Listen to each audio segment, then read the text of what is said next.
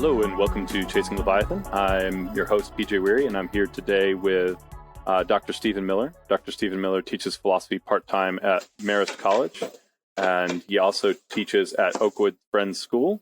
And today we're going to be talking about how do we do philosophy with pre-college students.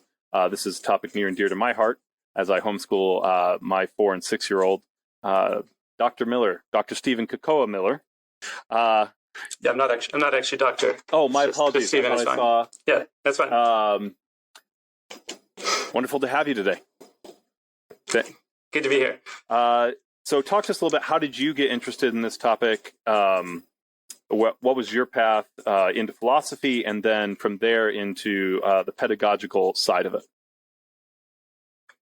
So I was originally an international relations major in undergraduate, and then depending on my perspective or my parents' perspective, made the terrible choice of taking a philosophy class. And then from that moment on, it was all, I changed majors late in college. And so it was like 6 or 7 philosophy classes a term for the rest of the time out. And I just loved it. So then did graduate work in philosophy. What I really liked and what I found kind of on the flip side, disheartening about a lot of graduate education in philosophy here is that really what, at its heart, philosophy is about. I really did a lot with the Greeks, especially how to live well, the meaning of life, what a good life looks like, what kind of person to be. And then a lot of graduate education is much more about, as an adult now, I see that there's a reason for it, but it's about careers and kind of the technical side of things, which is important. And I've come to appreciate that side of things. However, it misses often that, Plato and Aristotle both talk about philosophy beginning in wonder. And, I think a lot of the professionalization of philosophy has left that part out, which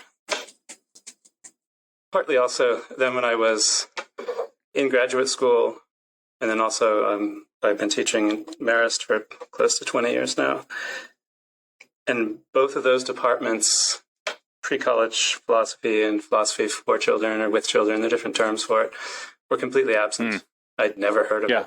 And then I was doing I think it was 7 years ago maybe, doing a summer program with Tom Wartenberg, who's now an emeritus professor from Holyoke. And I was working with him on existentialism. I got a National Endowment for Humanities grant to do that. And then he mentioned working with second graders. And I had a kid who was in second grade at the time. And it just blew my mind, and then started to look into it. And it turned out that I'd been teaching kids, like high school kids, philosophy for many years, but had no idea that there was a movement of it.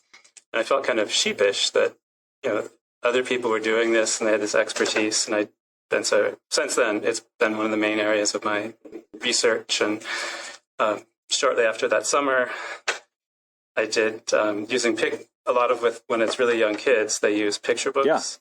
And in particular, Frog and Toad is one of the most popular ones. So I went to my kids' second grade class, and we did Frog and Toad, the one about bravery, where they're chased by snakes and various things. And it was just amazing that then kind of related to that, from that point on, I started trying to push the philosophy education to younger and younger students at the Quaker high school and middle school that I teach at. So I now do middle school philosophy class.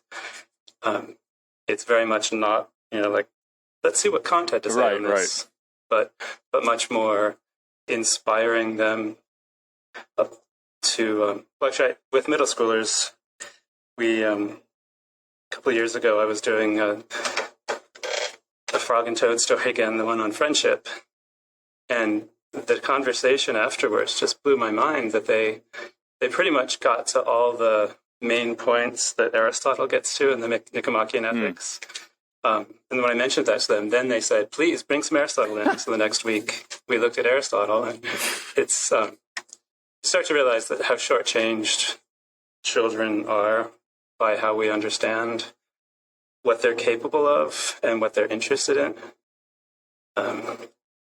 To a degree, I've come to think that our kind of overall pedagogy in this country is exactly upside down, in which we barrage them with details of information, and only later, for most people, not until college, if then, do they get kind of a conceptual understanding of why the details might matter and kind of like how they relate to each other. Whereas I love in class if a student were to say, why should I care about this? But those moments are erased generally for kids from class because the answer is usually, as you're mentioning, a test. Yes, because in a lot of ways we don't equip teachers to answer that question. And for some teachers, it's even seen as a threatening question. It is. Yeah, they often see it as rude. But I think that if you can't answer that question, then you shouldn't be teaching the material that day. But I think even some of the most prosaic lessons there's a reason for them. Right. And if the students know that, and if it fits into their sense of what matters and the problems in their community, the way Dewey would have us understand it, then you don't have to. Dewey called it strain when in a class when you're forced to kind of lean on them to make them learn something, and he sees that as the opposite of what real education is about. Whereas if you frame things as being about the things that they already care about and the problems in their community, you don't have to work to get them interested. Right. And I think I found with philosophy, you definitely don't have to work, because the younger the kids are, the more that's where their minds are anyway. They love those questions. Yeah, absolutely. One comment that I think kind of ties in some of what you're talking about. You mentioned that this has been this failure in American pedagogy has been going on for a while. And I mean, that might be part of why we have teachers struggling with it, right? Because those questions weren't answered for them. And so then they're frustrated because they're like, why do you need this answered? I didn't get this answered. And that's just, depressing, but I could see the 2 points converging. Well, absolutely. One of the major organizations working on this in the country is called Plato, which stands for the Philosophy, Learning, and Teaching Organization I'm on the board of. And one of the directions that we're looking to try and look at more now is teacher training, because and part of this ties to some of the new things that teachers are asked to do with Common Core, but not trained to do, which it asks them to do critical reasoning. But as you were telling your story about the AP test, most teachers don't really spend time learning it themselves in education school. So it is the challenge, but it's not challenging, I've found, to get kids to start doing philosophical thinking and conversing. Yeah. Why questions are infamous in the 3 to 4 year old stage. Yeah. You mentioned earlier, and this is a little bit further back, but it did intrigue me, and I think this might take us kind of some of the main points you make even in your book, which, by the way, that's how I found you, was intentional disruption. So if you can read that backwards, whoever's watching this, intentional disruption, expanding access to philosophy, which you edited. It's a series of essays. But you mentioned that as you got into graduate school, they emphasized the technical side of things over the wonder. Can you explain a little bit what you mean by the technical side of things? Yeah, so, and I think that's why when people first hear that there is even such a thing as philosophy with children, it sounds insane to them, because most people's encounter with philosophy would have been with, for most of them, a single college class that they often found to be the hardest class they took in college. And if you're trying to read Kant or Aristotle, it is really hard. Yeah. And that's part of philosophy, and it's an important part of it. But it's not the reason that people initially want to go into it. They initially want to go into it because they're having these thoughts about the kind of questions that everyone cares about. You can't help but to care about, how should I live? What's a meaningful life look like? What type of person should I be? How much do I owe to my neighbors? And these kinds of really key questions But then initially philosophy is intriguing because it addresses them. But the further up in philosophy you go, the more it starts to kind of be, there's a lot of jargon and the technical aspects, again, which are important. Right.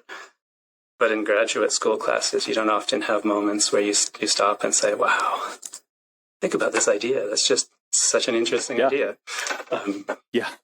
Which you need to have more of, I think. Well, I mean, and that's what keeps it alive. And that's what I had an interview with Dr. Lee Braver from USF earlier last year now. And he talked about when he does philosophy, it's like eating fireworks while riding a roller coaster. But of course, to everyone else just watching, which I was like, that's a great description, kind of graphic, but great description.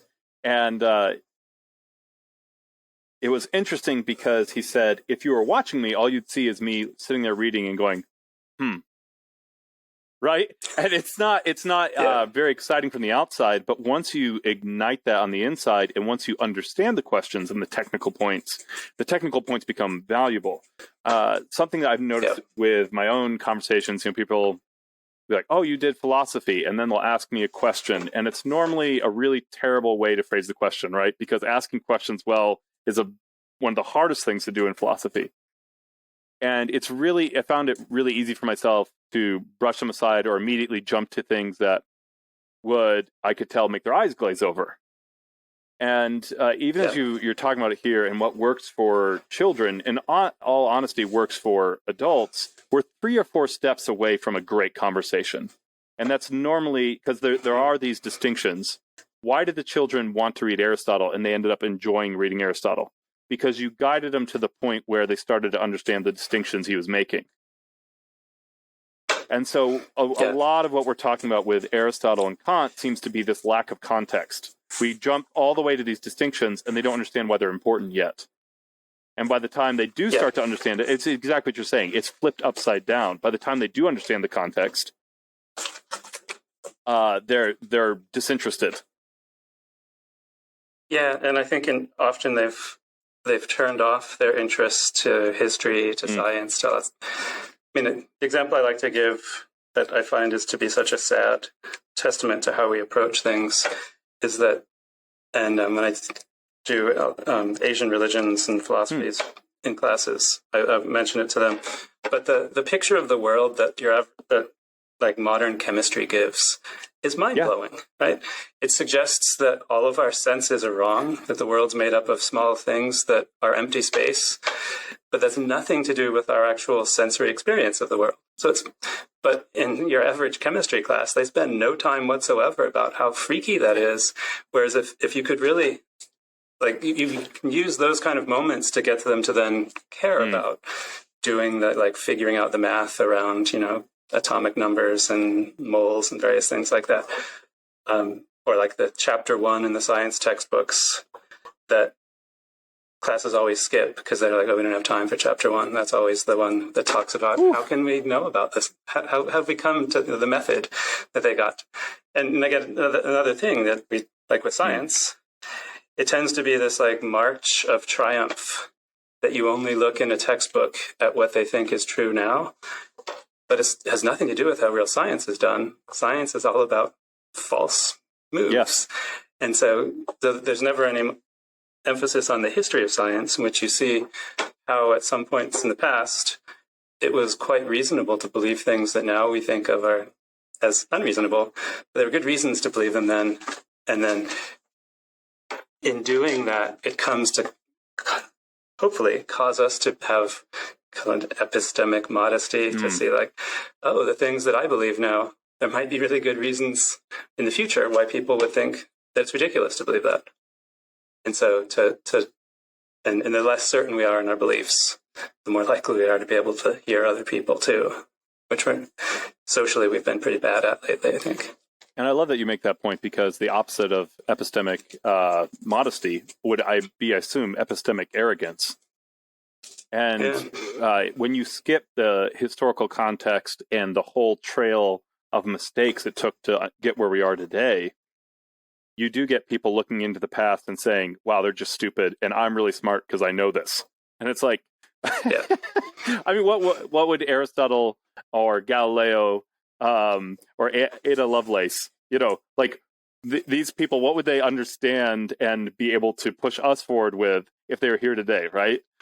And it's just, it's so, no, I think that's a great point. It's kind of analogous, too, in how we view the past and how we view children. And one of my favorite people in the field, Gary Matthews, is a philosopher from UMass, who was a specialist in ancient philosophy, but then was one of the real inventors of the new movement in the mid-20th century. He made that point of connecting them in the same way that we would see, it's laughable now to look at Aristotle's science, for instance, but there are really good reasons why he believed that then. We also then look at kids' ideas and see them as either being kind of from a patronizing sense of like, oh, how cute, or Piaget's notion of children as being kind of deficit, and development meant filling in where you you weren't as good at. But Matthews's point was to say, in fact, it's not just that you can do philosophy with kids, but they're better at some things than we are, because the more years you live, the more you come to know how things are, the worse you get at being able to think counterfactually and like to think about how things could be.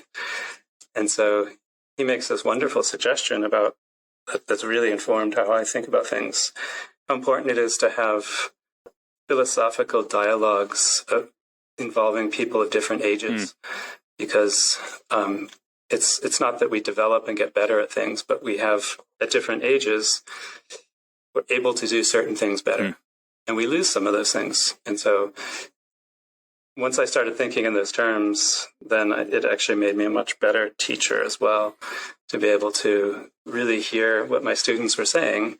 And every now and then someone will say something and I'll say, wow, I never thought about that before. And you can see how powerful it is to them to be taken seriously with these important philosophical questions, because their ideas are just as good. Yeah. And that Matthews's point, which I think is an important one, is that not only can you do philosophy with children, they can actually forward the field. They can raise questions and bring things up that the adults in the field hadn't thought of, and can actually, progress can be made by having conversations with them. Yeah, it's really interesting you bring that up. I did most of my work in philosophical hermeneutics, and Hans-Jörg Gadamer writes a good, like a pretty long section about Giambattista Vico, criticizing Descartes, and probably the biggest criticism he had, and I found this to be true, and I didn't follow the intuition through to the end, and I should have, is that Descartes, the Cartesian method doesn't work for kids. It doesn't, because the idea of like building from little blocks up to where we need to be takes too long, right? It doesn't work for, like, kids need to be told ethical things right now. And I've often found myself working in philosophy from the point as a parent and being like, well, if I talk this way to my kids, would this work? And what I should have been saying is I should have actually talked to them, right? Instead of like armchairing it. And I think that's a really interesting point in terms of they don't have a lot of the same strictures we do, right? They are better at some things.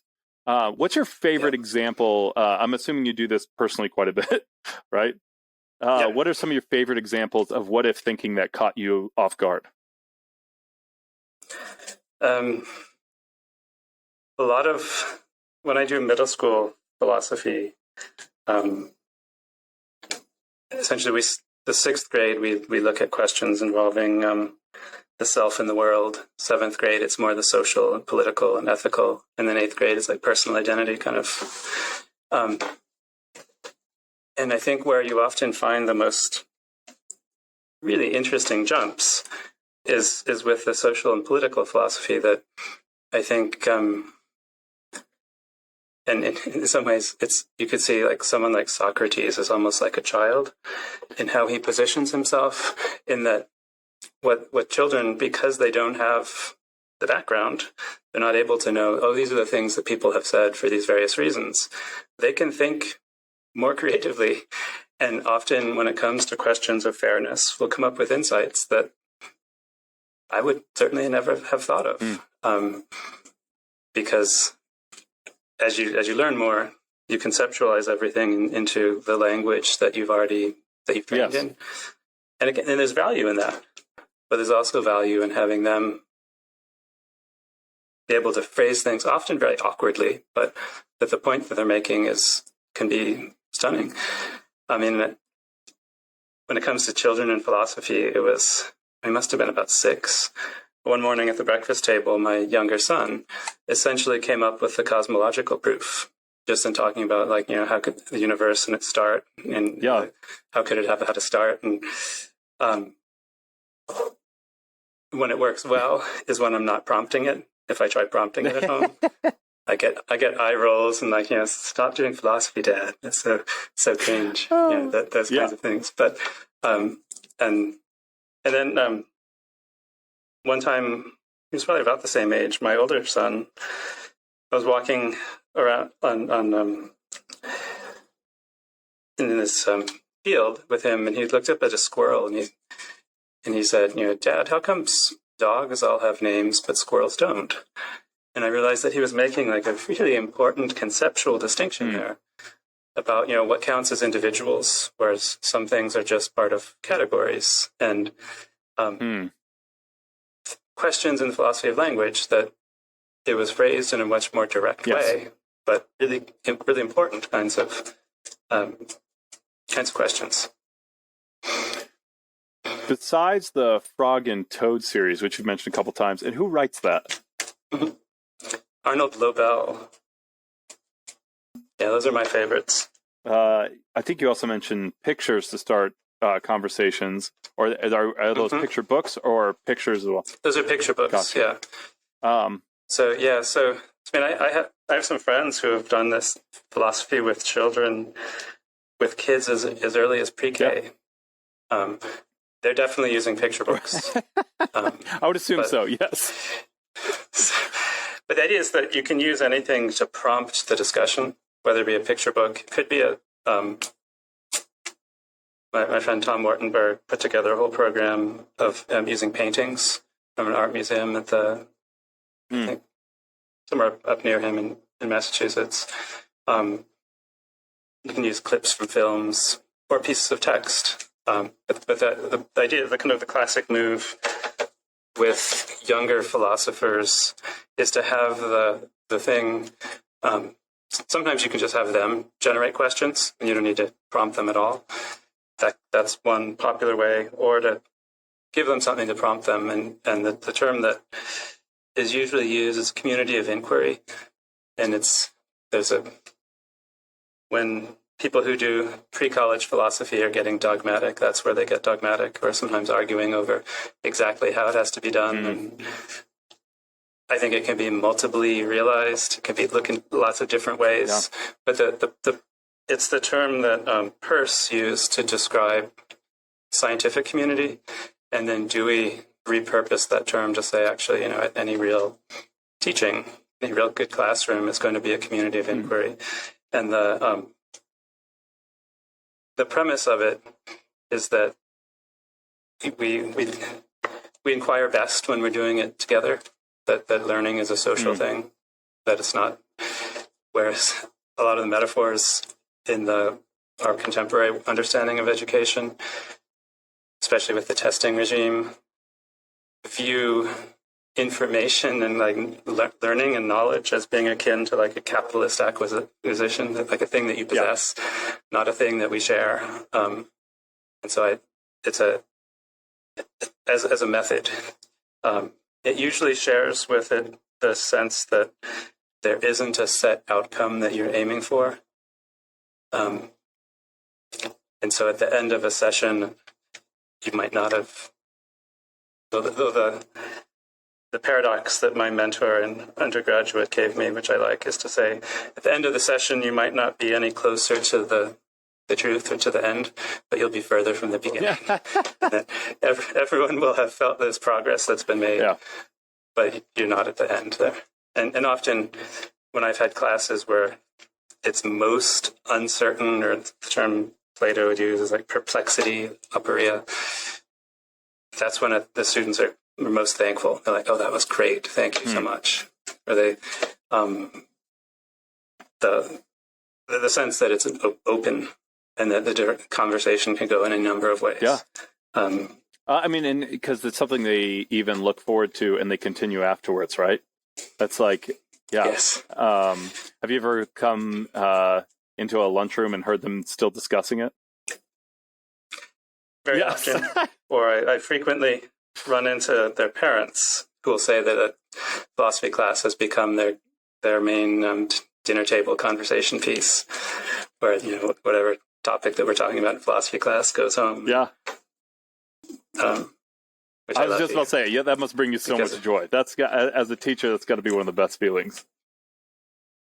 Largely because I think, and before COVID times, and hopefully after COVID times again, I've been doing these evening philosophy sessions where I tried to get students, parents, teachers, board members, as many different people, especially of different ages, together to talk about, and it would be a theme, but it might start off on, epistemology or philosophy of education, but who knows where it would end up going.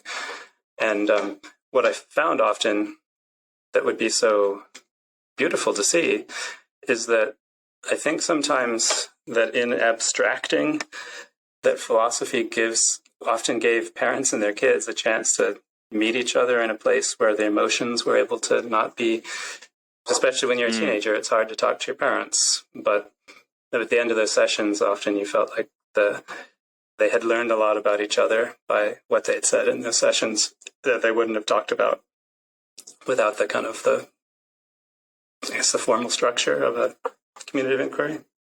Yeah. You're creating a safe place for discussion, correct? If that makes sense. Mm-hmm. Yeah. You mentioned in your essay that you've received some pushback on teaching philosophy at such a young age. Talk a little bit about that. What kind of pushback do you receive, and what's your response to that? Yeah. So, I mean, I think I directly talk about that in the essay, that one of the long-standing pushbacks against philosophy in general is it's viewed as being kind of a troublemaker. And, Plato actually addresses that in the Republic. There's a line that I always love about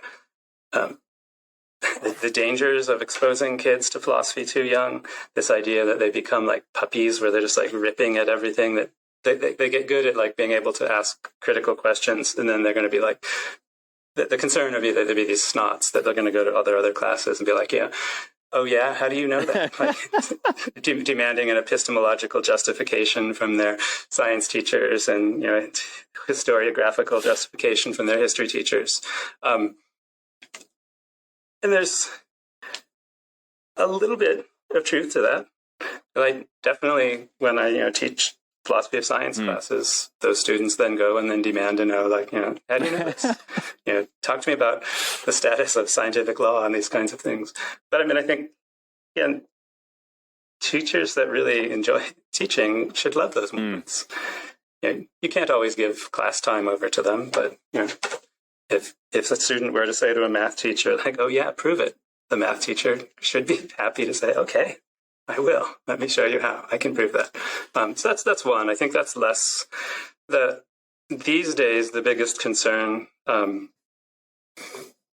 is its efficiency or lack thereof. Good philosophy is really inefficient. In fact, it's the opposite of efficient, in as much as what it often will do is take questions that seem to have been settled and cause people to reopen things that, oh, we already moved on from that question. It's already established.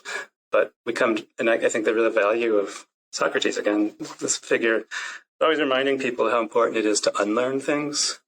And, if you believe something that's false, it can harm you. Yeah. It can devastatingly harm you. Problem is, in a testing regime, like there can't really be a test about effective unlearning. Like which things that you used to believe that are bad and false do you no longer believe, because of your schooling. And so it's, I think, so some of us who work in this field in trying to change the conversation around education, again, it's unlike in a lot of countries, there seems very little likelihood that philosophy is going to become a standard class in most schools' curriculum. But rethinking how we approach other classes. So again, the idea would be in a chemistry class to have some moments where you're framing like the picture of the world and allow them the moment of wonder of saying, wow, that's so freaky, that's so amazing. This idea that because when you frame it in that way, it's easy to get excited about because we've all wondered those kinds of things. And that, in biology classes to raise the bioethics parts rather than just the facts. Of course, it would mean fewer facts, but if they're tied to interesting concepts, not only is it more fun to learn, you tend to remember things more. It tends to stick more. Yes. Yeah. But those are, I would say, that's with philosophy in general. With ethics, interestingly, one of the most commonly said things that schools and people who work in schools are always saying is a desire to have, be able to teach their students to be more moral, right? That it could be.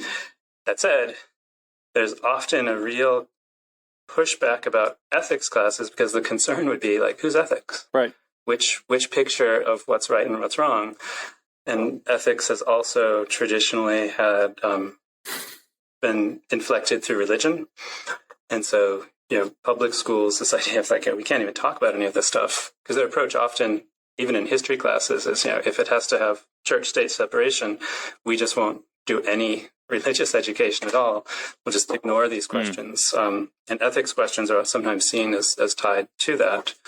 I think it's a loss in that those are real concerns. However, there are areas where there's almost complete consensus where you can use to build interesting ethics discussions. Something like in a school, cheating. Schools all have moral codes where they suggest, why is cheating wrong? It's an interesting question. There was a moment in the Cultural Revolution in China where some of the students petitioned that it was somehow capitalist and counter-revolutionary, this idea that you give tests where everyone could only peer into their own soul for the answers, whereas they should be able to ask everyone because the answers were communally owned. And that, so the idea is, and why cheating is bad. Yeah. Because most kids don't think it necessarily is, but schools say it is. And so you can dress codes and bullying, and there are lots of things that schools themselves take moral stances on, and so they're not morally neutral. Even if I think schools should even be talking about abortion and capital punishment and things like that, not to again provide a conclusion. That's not the role of a school, but one of the things that philosophy can do that's really useful is to give conceptual clarity. So the idea to help people understand. Right. So if you're going to have an atheist and a theist have an argument about God, you can't have that conversation until you agree what does that word mean. Once everyone agrees what the word means, then you can have an interesting conversation. And so I think that's a place where schools can be doing that kind of thing. It's up to families and churches and communities and those kind of things to decide which of the possible answers is the right one. But schools should be in the business of clarifying. So that there's been this whole debate about, I think, ridiculous debate about critical race theory, for instance. I was going to ask you. One of the things, go ahead. Yeah, critical race. I actually teach a class that has that in the title. Which I've found hilarious watching this debate because I've been teaching it for 15 years. But one of the major things that field does is just to try and understand what is race? What kind of a thing is it? To do conceptual clarity. And then once you do that, to figure out if it's this kind of thing, these are some of the implications. If it's this other kind of thing, there'd be different implications. And, again, the job of a good teacher with those kinds of topics isn't to say, here's the answer. In the same way that, in a traditional ethics class, you wouldn't study a bunch of different perspectives. And at, the last class, have the teacher say, okay, so let me tell you now who was right and who was wrong. That'd be terrible teaching. And so, but you would ask them to be able to understand what the claims were. Yeah. Right. And so critical race theory, that's largely what it's doing, is also asking us to rethink certain historical assumptions we make. But it's not a dogmatic field. Right. But again, I guess you could say, tied to the first concern about philosophy that I had said, really tragically, I think for some people that they would see the danger of philosophy with younger people in that it would cause them to become independent thinkers, which that's my goal for my students. But for some schools, they would see that as being terrible. That you don't want people thinking for themselves. You want them to do what they're told and yes, answer the questions in the way that the test is designed. Yes, and I think that's such an interesting thing. As we talk about this, that what is the purpose of teaching, right? And what's the purpose of parenting? As you look at these things, I don't think that people are even that worried. Often when I talk to parents, it's not that these kind of questions, because we talked about race quite a bit. I taught American history as well. You can't avoid it, right? It's going to come up. Although that's what they want to have happen now in a lot of these districts. But, and what I found is the kids didn't even so much mind talking about it. There were a few kids, perhaps, but really it's the parents who don't want to have these conversations with their kids. Yeah. Because it's uncomfortable. Because being faced with the truth, whenever you're, and it doesn't even or just being asked hard questions is uncomfortable. Because if you can't answer it, or you come up with a different answer than you had before, then there is that moral obligation to change, right? And that's scary. Yeah. I usually start off courses by pointing out to the students that part of my job is to make them uncomfortable. There are different forms of discomfort. Yeah. There's the kind of discomfort that causes you, similar to after you've exercised, that causes you to grow and develop and become better. That's what I aim for. There's kind of discomfort that causes people to feel small and not heard and those kinds of things. It's not. Yes. So discomfort isn't always good, but some amount.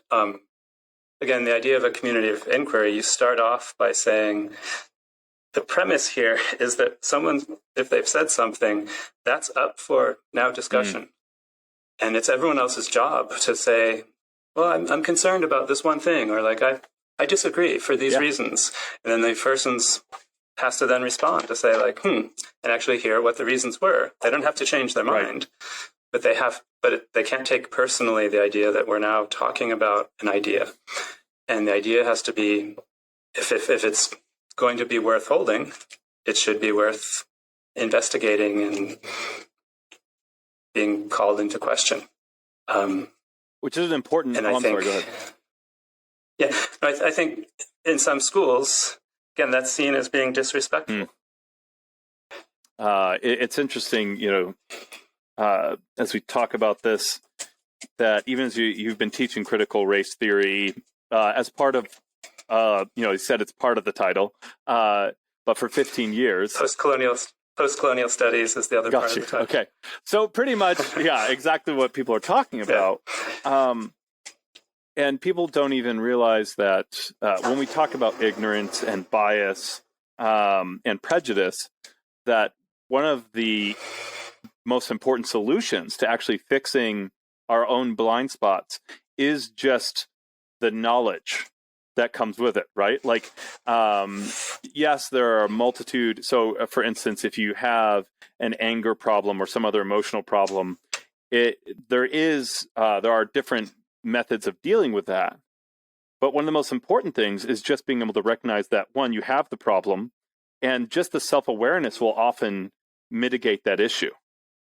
And so if you talk about something like, what is race?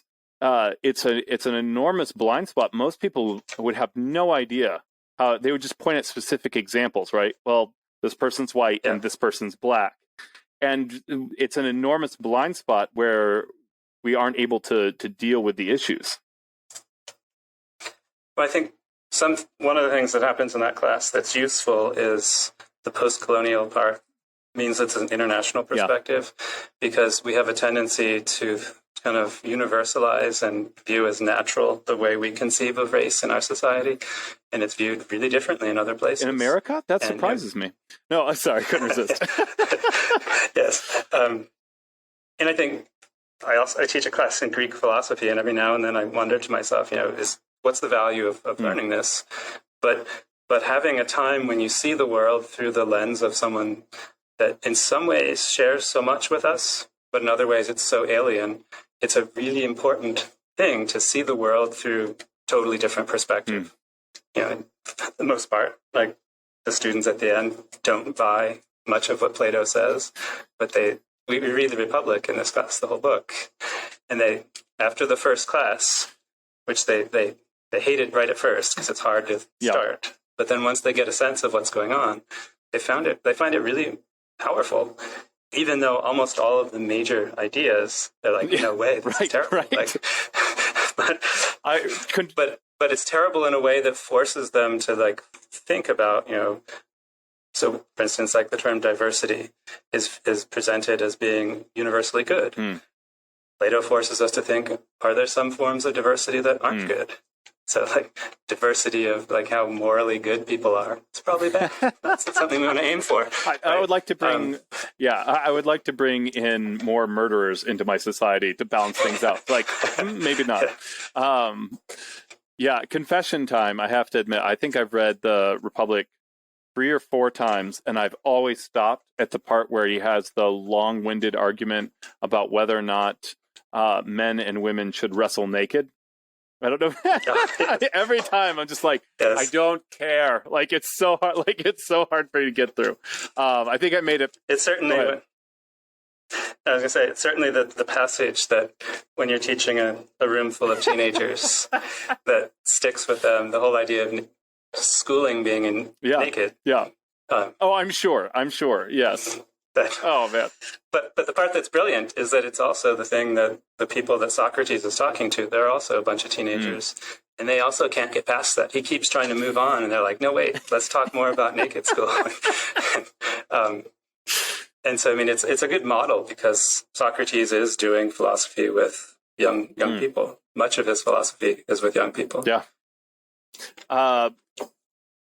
You mentioned this earlier, and I have to ask, and if you don't have an example off the top of your head, that's fine. But you talked about allowing students to generate their own questions. Is that something that you do? So I do. I would say when you're talking about pre-college philosophy, one of the first questions that determines what it's going to look like is whether or not it's a course that has to have an evaluation at the end of it, meaning a grade. Right. And so classes with grades look kind of different. So I teach a class in existentialism and, one in philosophy of science, philosophy of religion, those kinds of ones. Those, they have papers and tests, which means that, in the philosophy of religion class, they need to be able to explain the, cosmological proof or the ontological proof, those kinds of things, which means there's a certain amount of content that they expected to master, right? And so it's delivered in a more open way than, I'm not just throwing it at them, but I would be, that's not a kind of class in which I would tend to have them run, because there are a certain number of topics that we need to cover by the end of the term, right? Whereas when I do the middle school philosophy, it doesn't have a grade. It's purely just, those are ones that the very first class, I ask them to generate. They have to each tell me something that they're really interested in that they'd be curious to talk about. And so, it varies widely, but, people ask questions about, I would say lately, a lot of questions about, can you choose your emotions? Really, the big question in like Stoic ethics and various things. So it's a really important one. Some kids lately have been really interested in ethics and video games. So like, is there anything morally wrong with like killing people in a video game? Okay, that's not where I thought that was going. Okay, yeah. So, because you haven't harmed anyone, right? But maybe you've harmed yourself. And so, those can be really interesting. Yeah. They love questions about, when I have them generate, I would say almost always one person in the class wants to talk about whether it's morally okay to eat animals. Yep. And so, but yeah, so the way it's often done with community of inquiry, philosophy with children type thing, is you'll generate a bunch of questions and then have them vote. And then you pick up the question that the most one of them wants to talk about.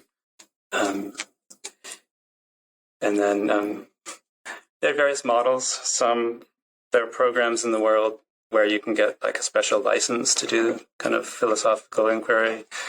The model that Tom Wartenberg developed, he was using undergraduate students from a class that he designed. For the first half of the term, he would train them in a couple of key philosophical areas and then send them into elementary schools to run sessions with picture books. I sometimes have used high schoolers who have taken a bunch of philosophy as TAs. Yeah. And I find that having a high school in the room with the middle schoolers is really great because it means that there's more of a mix of age groups. And, but yeah. That's really interesting. And I'm glad you kind of mentioned, you took that kind of detour, because besides intentional disruption, I'd like to, I'm a digital marketer by day. And along with a homeschooling dad, because I'm crazy. I look at, I found you through your book, Intentional Disruption.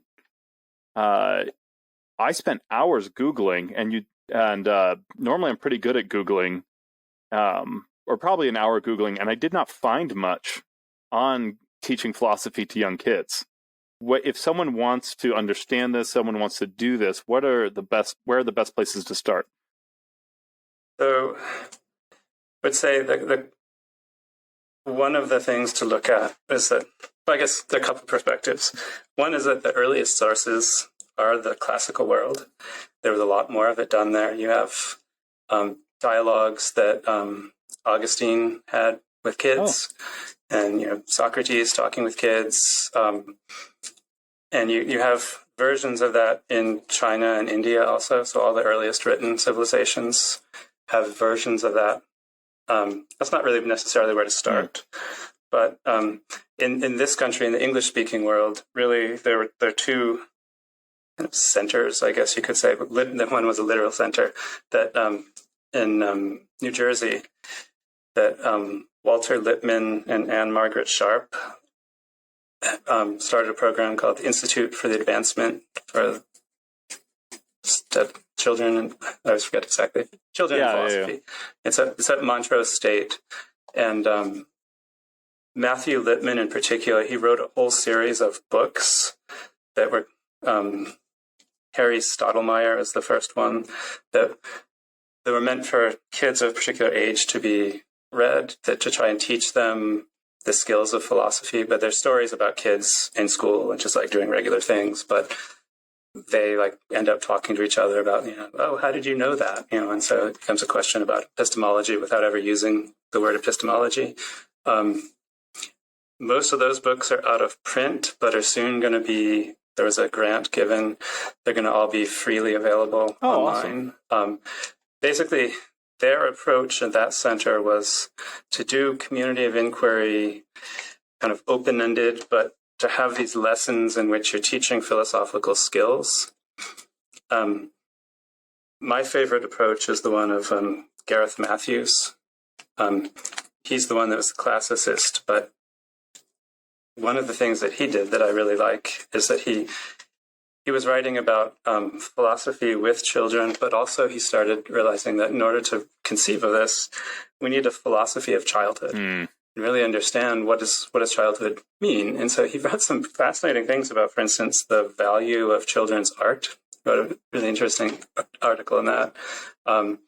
And he wrote at least 2 books that really are just kind of discussing dialogues he had with kids, largely to show professional philosophers how it's not just cute, but they're actually getting to the heart of some of these. Like he would use pieces of the tradition. So, for instance, the Ring of Gaiji story from the Republic. He tells a story about being with a bunch of 7th graders at an Orthodox Jewish school that they were studying the Leviticus, and he was asked to do a guest lesson.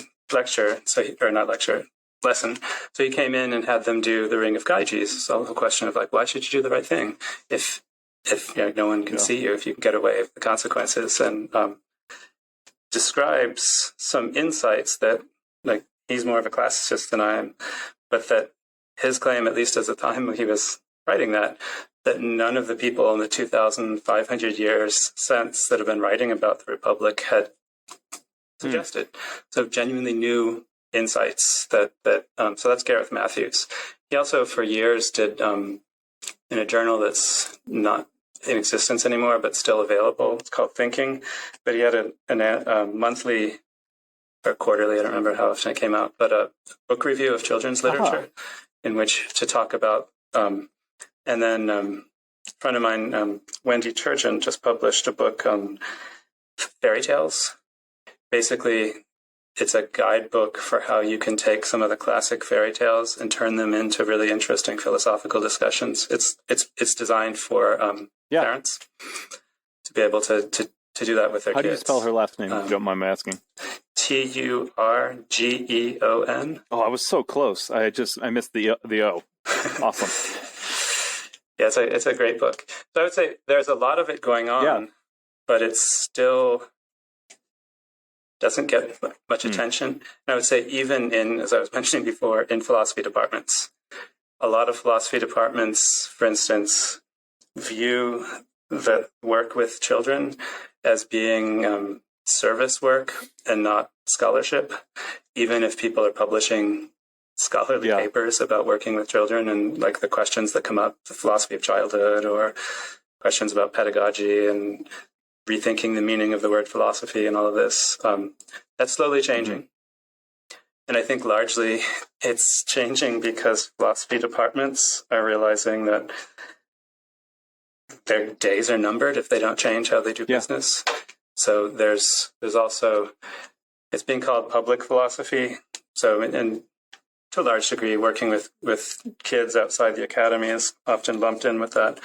But people who are trying to take philosophy into prisons and art galleries and parks and museums and change where it happens and who gets access to it. And so there's the Brooklyn Public Philosophy Network hosts Ask a Philosopher booths, where literally there's a table set up that has a bowl of candy and then a bowl of thought experiments and a bowl of questions, and people can just come up, and it's really fun to do. When I first heard about it, I was kind of like, it sounded like it was the philosophers being in the role of the knowers, but it's much more a discussion. Oh, good. Oh, yeah. Where people come up, you're just kind of like, what's on your mind? Or like, what are you thinking about? Or some of them will just pick up, read a few thought experiments, and then one of them will inspire them. And so the conversations are just wildly diverse. I think, so Ian Olasoff, who runs most of those, his book is called Ask a Philosopher, which is a really great picture into like the experiences he's had at the Ask a Philosopher booth. Awesome. And then I'd mentioned one of the other big sources that I think a lot of teachers find useful is Tom Wartenberg's books, because he does a lot of the work of like explaining his main one in the field is called like Big Ideas, Little Philosophers, something like. But that the discussion about the ways in which you can you can take a picture book and turn it into a philosophy session. So it would be useful for both teachers and parents. Yeah, and there's so much that you've mentioned there, even with the Ask a Philosopher booth. I feel like that's a whole nother episode dealing with the public from even a professional standpoint, but in philosophy. Obviously, you teach a class on post-colonial studies and critical race theory. And I realize this might be a contentious question, so don't feel any pressure to answer. Do you feel, you mentioned that they're feeling the pressure, philosophy departments, to expand the way they do things. Even as you're mentioning doing philosophy for younger kids, there's also this push, there are like how to be an anti-racist for kids, that kind of thing. Would you categorize that as kind of in that broader range of what might be called philosophy?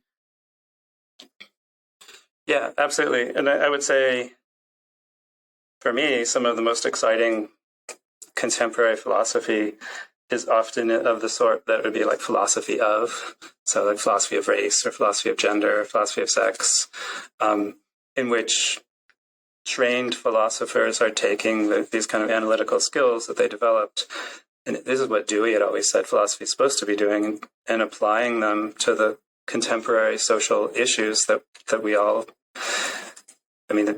clearly Americans can care a lot about race. They don't know how to talk about it well, and every time some terrible thing happens, the first thing everyone's like, maybe now is the time we can have this conversation, but it's not going to happen until we learn how to conceive of starting at the beginning, like what is race and like the history of it and some of these things. I would say philosophy came kind of late to the game at taking seriously equity and inclusion questions, but it is really taken seriously now at the professional level. And as a result, there's some great new work that's being done, because part of it also had to do with what counts as scholarship that's worth like getting a tenured position for. And previously, something like a philosophy of race would have been considered to be like a marginal topic and not really universal in this kind of way. But it turns out that, for instance, the Charles Mills book on the what's it called? Black Rights, White Wrongs.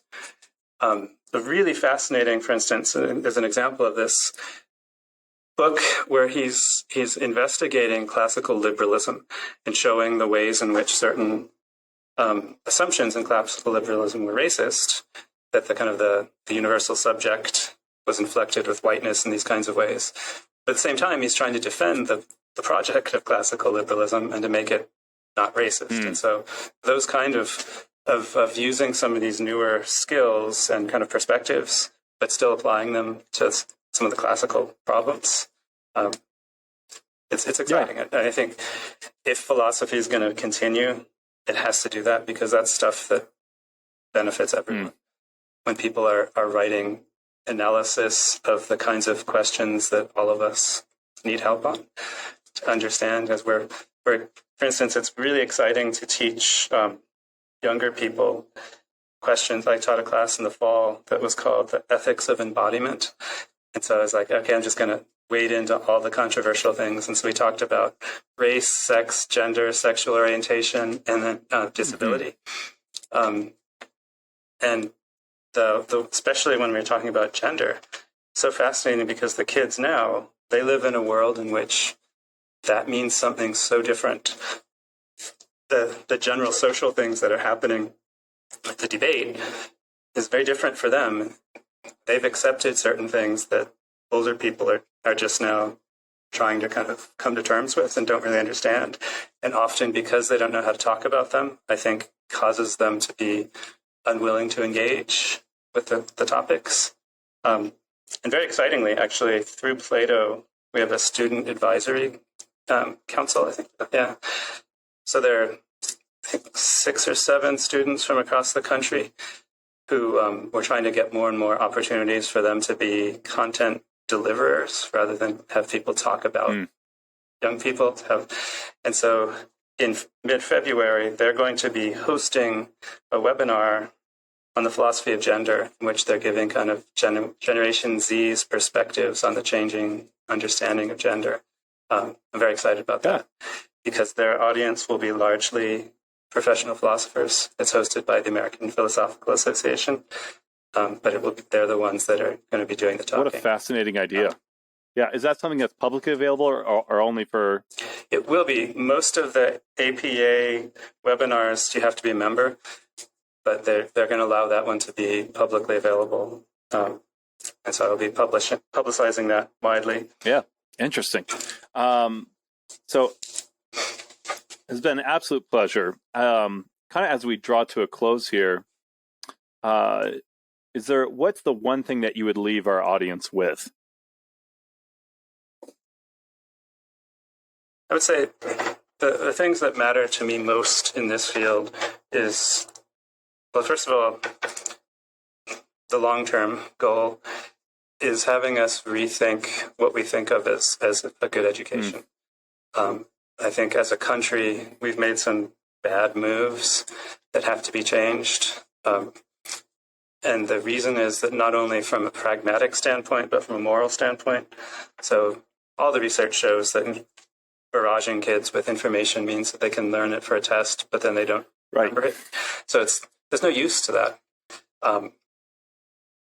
That said, it's also morally bad to force them to be in a situation where they're essentially made to memorize things, but not given context for why they should care about it and what role it would play in their lives. Whereas when you change the perspective, the frame in which you present it to them, they're able to see, so for instance, a lot of science classes, if they were framed from the standpoint of how can our community solve these problems rather than memorize these facts, they care about.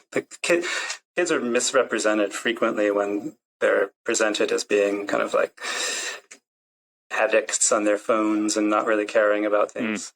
The moment you allow them a chance to kind of weigh in on stuff that matters, they love it.